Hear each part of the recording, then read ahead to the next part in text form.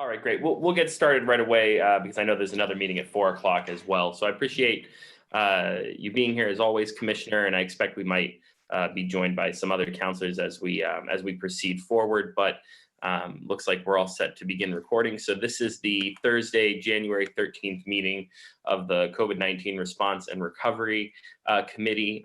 Today's meeting is just to receive an update from the Commissioner relative to the status of the pandemic here in the city of Springfield. And I see we're also joined by some members of the media, so we appreciate you being here.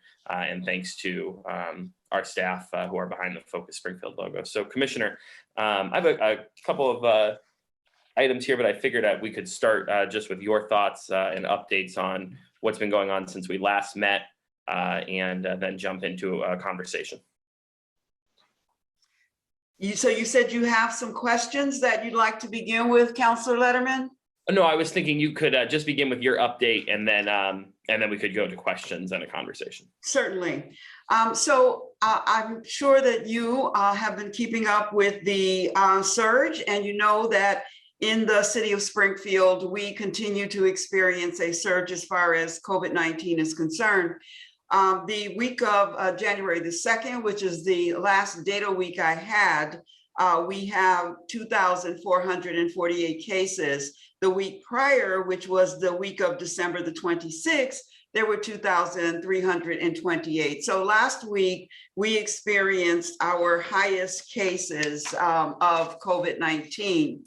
On Sunday, there were 119, Monday, 688, Tuesday, 181, Wednesday, 540, 554, Thursday, 421, Friday, 269, and then 216 for Saturday, which accounts for the 2,448 that we have seen. So over the last 6 weeks, what we've seen is a surge in our cases as far as COVID-19 is concerned. The very specific data as it relates to the city of Springfield by zip code and on other cases are certainly on the website. Last month in November, we had 1,859 cases for November. In December, our total cases were 5,359. And so it really is, you can see by that how much our cases increased during the month of December. And so that is accounting for the surge that we are experiencing. I do have some very specific information that I'd like to share as far as our vaccination rate is concerned. The city of Springfield's vaccination rate is 60.6%. In Massachusetts is 77.2. This is the fully vaccinated rate. Indian Orchard has the greatest potential for vaccination outside of children. The Hispanic and Latinx and Black communities represent 75% of the unvaccinated individuals in Indian Orchard. In Liberty Heights, the Hispanic Latinx community represents 83% of the unvaccinated population in Liberty Heights. And the South End, the Hispanic Latinx community represents 87% of the unvaccinated population in the South End. Brightwood, the Hispanic Latinx community represents 84% of the unvaccinated population in Brightwood. And then in 16 Acres, which I found to be an interesting takeaway, the white community represents 75% of the unvaccinated population in the 16 Acres area. So what we did was look at the unvaccinated rate across the city and where we had some key takeaways. Councilor Govan is on the call, and I'm very appreciative to her and the Indian Orchard Citizens Council stepping up, and they have stepped up in a big way. They will be doing vaccination clinics at the Indian Orchard Citizens Council on Thursday from 3 to 7, and also on Thursday, I believe, Councilor Govan, it is 12 to 10 to 2. 10 to 2. And so we had one there today, Ms. Helen. Okay, there will be 2 vaccination clinics on Thursday right now there, and we are going to have a conversation once the data's in from these 2 sessions, whether the council will continue to have 2 sessions there. We will have sessions at the South End Community Center, New North Citizens Council, Springfield Public Schools. BHN is vaccinating at Springfield Public Schools, 1 school per week. And so they're continuing to do that work as well. So it is, and I should mention that New North Citizens Council is doing a vaccination clinic at Harena. And let me back up to say New North is doing the morning clinic in Indian Orchard. BHN is doing the afternoon clinic in Indian Orchard. We also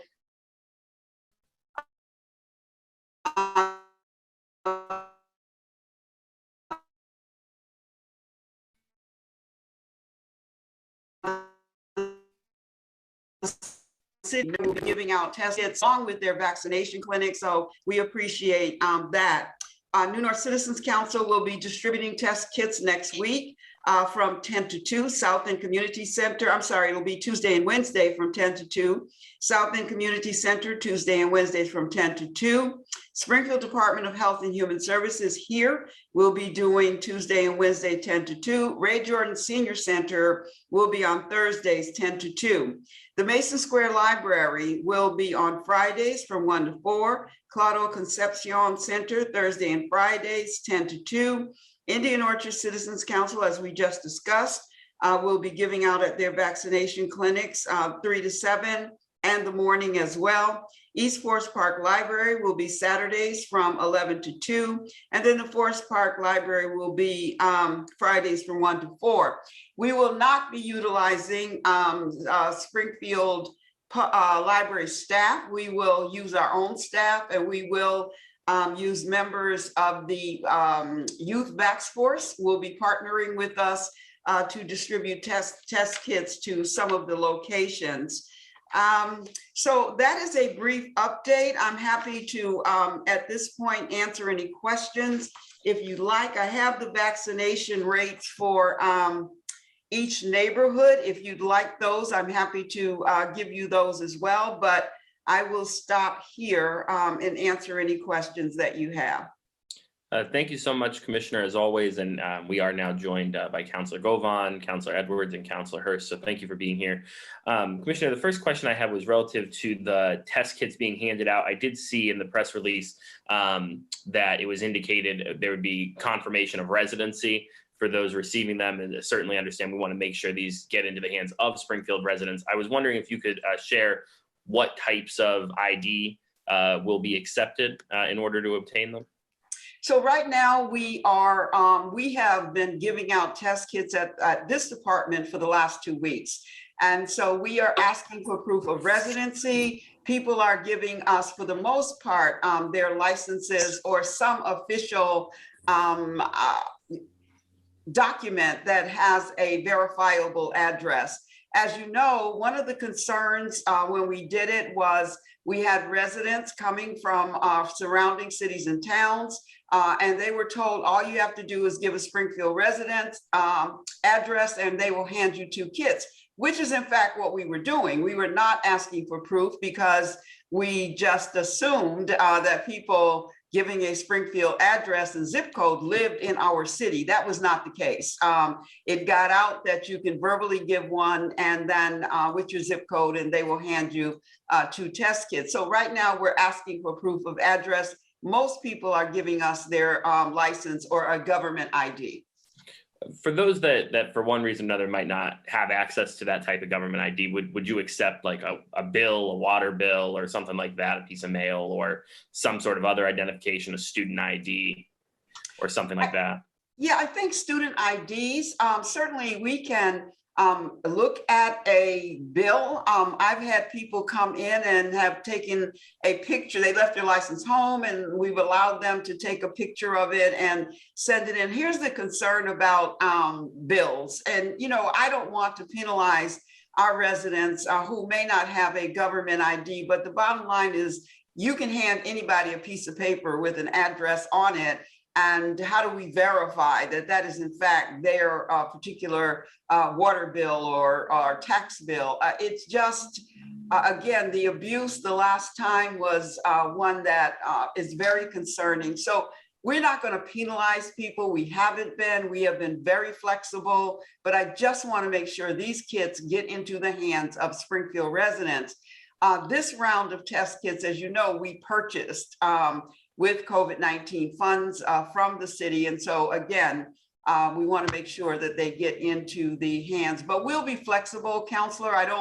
We won't turn anybody away that we can legitimately verify they are a Springfield resident.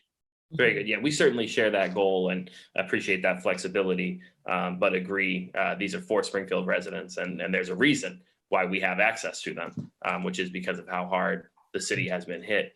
To that point, I know there's been quite a bit of reporting around the PCR testing in the issue at the Eastfield Mall. How are things looking there, and what, if any, developments have come in the last several weeks around that access? Well, you know that they were closed on the frigid weather. And so, but we do believe, and so now the test results are used to take 24 hours. They are now taking 48 to 72 hours to come back. So even when we look at the numbers for the city, what we know is there's a delay in getting test results, which is impacting our residents, but also impacting our school department as we look at athletes and testing. The results have been very slow coming back. And we want to make sure that our young people are negative before we allow them to continue with sports. The other thing I would say, I'm told today, and I didn't go out there today, but I'm told today that the line is smaller than it's ever been. Now, that could be a couple of things. We're handing out home test kits. People are able to test themselves at home, or we potentially could be seeing a reduction in symptoms and a reduction based on the fact that usually it's 2 weeks out from the holiday. So we know that New Year's was the 1st. And so 2 weeks out gets us around this time frame. So we could see a lessening of individuals being symptomatic and wanting to be tested. And we also could be experiencing the fact that we are giving out the test kits and perhaps people are testing themselves at home. And to that point, what are we hearing in terms of this surge reaching a peak? I know I had seen some reporting from different folks thinking that mid to the end of January would be the peak. Are we still getting that indication from the local health systems or the state? Do we have any idea when we think the surge will peak? That's the projection, that by the end of January at least. And this modeling is really done by looking at South Africa and looking at those places where the virus was first, this variant was first discovered, or at least first reported. I don't want to say discovered. And given that, what they're seeing is a reduction in cases. It's slow, but they're not seeing the same kind of surge. Also, as you know, it has been reported that New York has plateaued. And so we're hopeful that that will also translate into a reduction in cases for the city of Springfield and the Commonwealth as well. We're also joined by Councilor Allen. I know we have a number of councilors here. If you do have a question that you'd like to pose or anything you'd like to share, please feel free to raise your hand in the queue and you'll be recognized. Certainly want to make sure everybody who is interested in being heard is heard. While we see if anybody raises their hand in the queue, Commissioner, how have activities with the Youth Council been going? I know one of the target areas of vaccination has been the under 30 area, and I've been impressed with the vaccination rates in the higher numbers, the higher age groups have been rising steadily, but I know the under 30 has been a challenge. So would you care to share some information on that? Sure. The Youth Vax Force continues to meet. As a matter of fact, I'll be meeting with them here tomorrow at 3:30. Some of them are helping to hand out test kits as well as doing the education. One of the barriers for the Youth Vax Force is that they're not able to do the same level of outreach they were able to do in schools because of COVID-19. So if you recall, prior to this surge, they were at the high school games, and they were, just working with the youth in the school system. So it's been a challenge, really just getting into those places. And so they will be helping us distribute test kits, talking to young people. One of them, who is a second-year medical student, Cassandra, was featured as a Youth Vax Force member for the city of Springfield in a national publication by Steve Media. So, there's some traction. That group is continuing to work, and they meet once a week to share their ideas. They want to next, because they are not able to access the schools the way they were, they're thinking about doing a Zoom kind of, they won't be coffee hours, but Zoom information sessions with young people across the city, just to try to dispel myths and get accurate information in for that population. But it is primarily the 20 to 29-year-old age group, as I said when I did my opening remarks, as far as the neighborhoods are concerned, that we really want to try to reach. And you mentioned BHN doing the vaccinations in SPS. So is that essentially that parents are providing consent and then vaccination is occurring at the school, or is it parents bringing children to the school locations? It is parents providing consent, and the vaccinations are done at the schools. And how's the take-up rate on that going? So initially we did Brookings, and there were, I want to say, maybe 5 vaccinations and maybe 2 boosters. So it was low. That first week was about 10. We are seeing at this point numbers that rival about 30, which is excellent. So we are seeing an uptick, and we're also at those sites. We've given BHN test kits, and they are handing out test kits as well as doing vaccinations and boosters. So families are able to come in to get boosters and or first and second doses, but the numbers are certainly picking up. And again, they're rotating through these schools. They did Brookings. I know they were at Rebecca Johnson. That list is being given by the school department's nursing staff. And the principals are being very accommodating, because we do want to get that vaccination rate up. Excellent. All right. Any other questions for the commissioner today? No, thanks, Jesse. I'm in the car. I'm just listening in. All right. Thanks, Tim. Councilor Hirsch. Thank you, Mr. President, or Mr. Chair. Commissioner, have we thought about distributing any of these test kits through the children in our schools? Have we done that already? I know Boston did that, but I didn't hear of the city of Springfield doing that. That's an excellent question. So the Springfield Public Schools did pick up their pallet of test kits today from DPW. And so I'm going to defer to them having a distribution plan. But right now, at each one of the clinics that BHN is doing, we have given them test kits to give to parents and give to the youth to take home. So they have been distributing a full box of 90 at each one of the schools that they have done vaccinations at.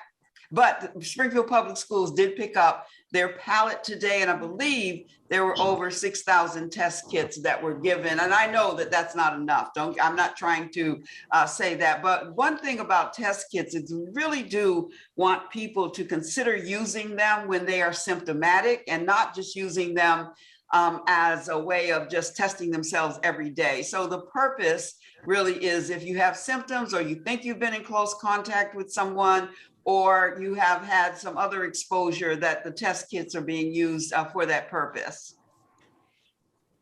Thank you.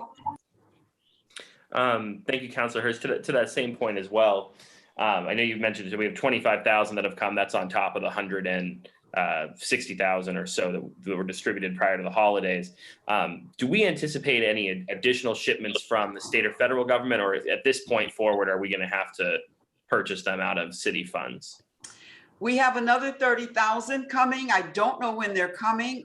This was the initial drop that the city purchased. The city did purchase another 30,000. And so they are supposed to be here within the next couple of days. I will keep the same schedule of distribution the way it is at this point. And so we will keep the schedule in place as long as we have test kits to give to our residents. But yes, we did purchase more, and we do expect another 30,000 within the next couple of days.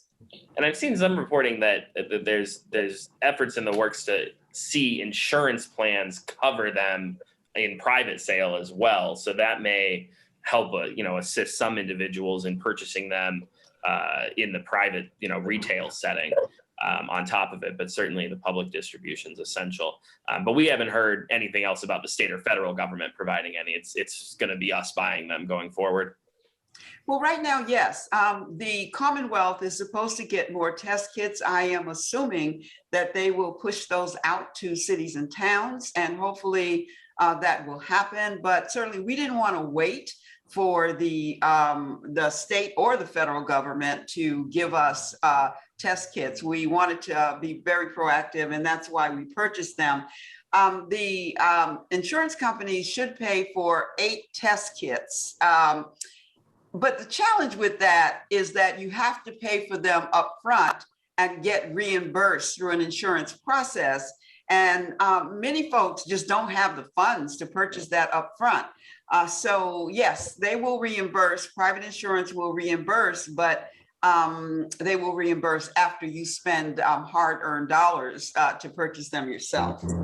Yeah, that won't be accessible for many, many people. I think I was wondering if some of the processes they've been talking about would circumnavigate that, but it doesn't sound like it will. So, certainly a challenging time. Last question that I have is just around KN95 and N95 masks. Are our frontward facing employees still being provided with those masks?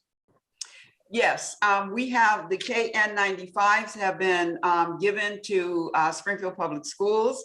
And I would recommend that everyone at this point, because of the transmissibility of this virus, be using KN95s. So yes, our front-facing staff, we have a stockpile at DPW. Springfield departments are able to access them. When we give out test kits here at the department, we are giving KN95s to our residents who come as well. So we're just trying to be very proactive. The surgical mask, as you know, there are openings on the sides of them. And so the KN95s are very tight fitting. I know when I wear mine, they give me a headache. So I had to get used to putting those on.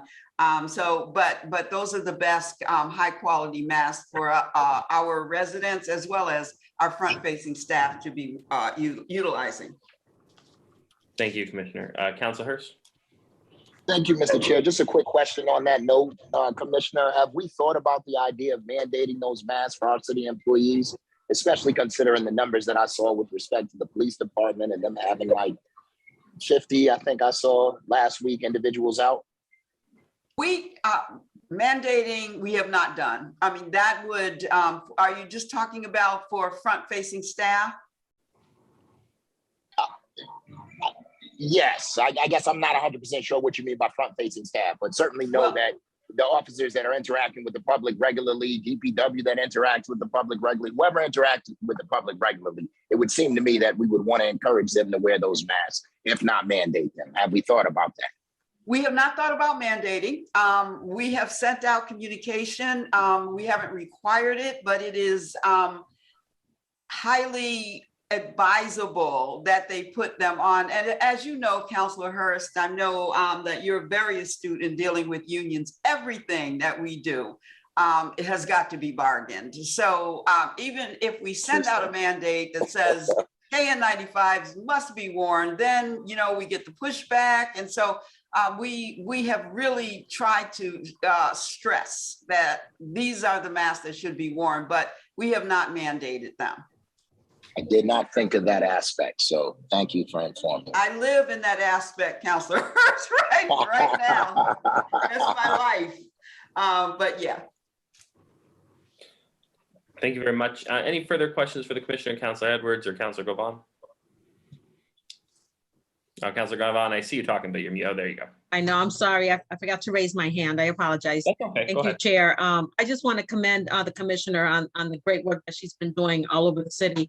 And I'm really excited that they're focusing on Indian Orchard because I looked at the numbers earlier today and I saw that we do have the lowest rate of vaccinated people out here. So I'm excited that we have the opportunity to provide the two vaccine clinics. Another thought that I had, Commissioner, was the possibility of having vaccine clinics out in the housing complexes that we have. We have two really big housing complexes, and we also have a small senior citizen housing complex over on Milton Court. So I'm just wondering if there might be the possibility of having something out there periodically or planned, and I can certainly help with that. I appreciate that, and I think that's an excellent idea. I think, is it Duggan that's out? Am I thinking of the? There's Duggan projects and then Moxon projects. Okay. I think what we can talk about it, in depth, but I think we can certainly rotate from the Citizens Council and maybe stand up clinics there once a week, once we see what the penetration is at the Indian Orchard Citizens Council. So yeah, I think that's absolutely doable. And thank you for bringing that up. Thank you. Thank you so much. Thank you, Councilor Govan. So seeing no further questions for today's meeting, as always, Commissioner, we really appreciate you taking the time to update and brief the council, and certainly we'll disseminate everything you've shared to our constituents and colleagues. And as always, we're here to support you in any way that we can. Thank you. And I said this earlier, but Monday is Martin Luther King celebration, as you know. And I'm just hopeful that people don't just see it as a holiday and understand the values that Martin Luther King gave, because many of the legislation is trying to be rolled back right now, particularly voting rights. So I hope we all take a moment just to pause and say, this is a holiday, but it's critical. Thank you. Thank you, Commissioner. The sentiment is certainly shared, and we will convene again soon around a couple of different items. We'll have staff send out those agendas. Thank you all so much. Thank you. Take care. Have a good weekend. You too. Bye. Thank you.